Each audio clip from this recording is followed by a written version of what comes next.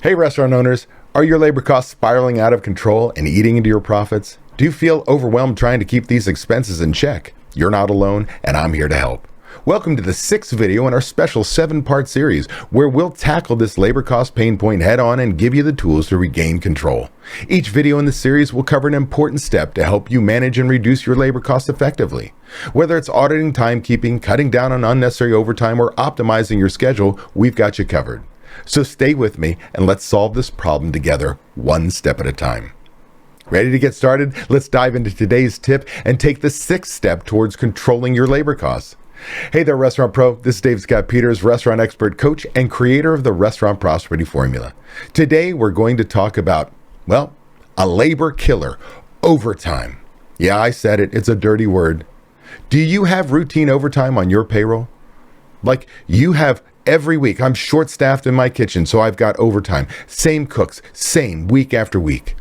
I've got supervisors because I'm undermanaged, and I've got them going into overtime because they're doing admin or something, other special projects for you. And that overtime, just so we're clear, is at time and a half. That means if you were staffed properly, and you still schedule those hours because you absolutely need them, that halftime would still be in your back pocket. So as a restaurant owner, understand every time a minute is worked, it's not just what you pay them, it's what you pay them plus half, which is out of your back pocket when you could have been staffed properly. So what is step 6? Step 6 is avoid overtime at all costs.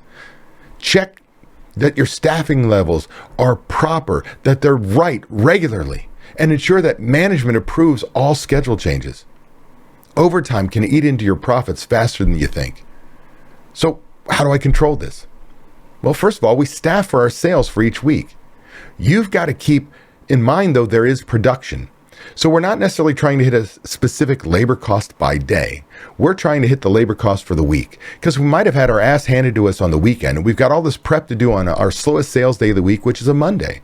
So you may have a higher labor cost. So what we want to do is we've got to know the hours we have to schedule and use them as we need it for productions, no more, no less. This way we're staffing based on our sales for the week. Another thing is make sure all schedule changings are approved by a manager, whether you're using a paper system or you're using scheduling software. Scheduling software is much easier because it's forced to have a manager approve them. But here's the deal. Why? You've got two different kinds of employees. Primarily, you've got the person who wants to go home every day, doesn't want to work any day until it's the end of the month and they got to pay rent. Then they look for every shift possible.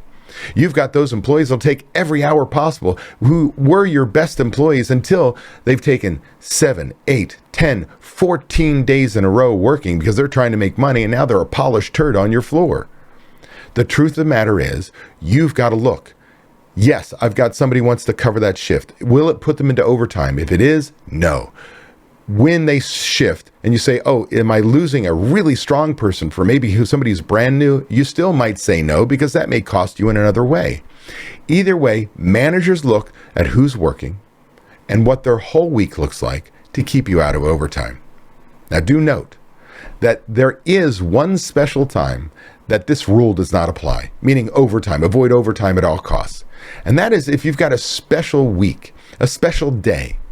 What do I mean? I used to have a member who had a sports bar literally down the road in Augusta, Georgia from the Masters.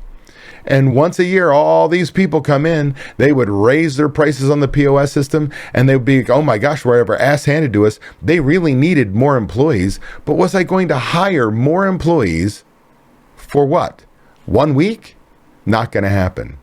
By the way, so that point in time, overtime is a good thing. I'm efficient. As a percentage of labor, that labor cost will still be low. So that would be the only time that I think, hey, overtime's okay. Either way, overtime is time and a half, and that halftime is yours. It's time to take control. Be sure to join me live every Friday at 8 a.m. Pacific time on YouTube, travel schedule permitting, where I'll get you pumped about the upcoming weekend, get you excited about crushing your goals and finding the motivation to be best you possible. Plus, I'll answer your burning questions live.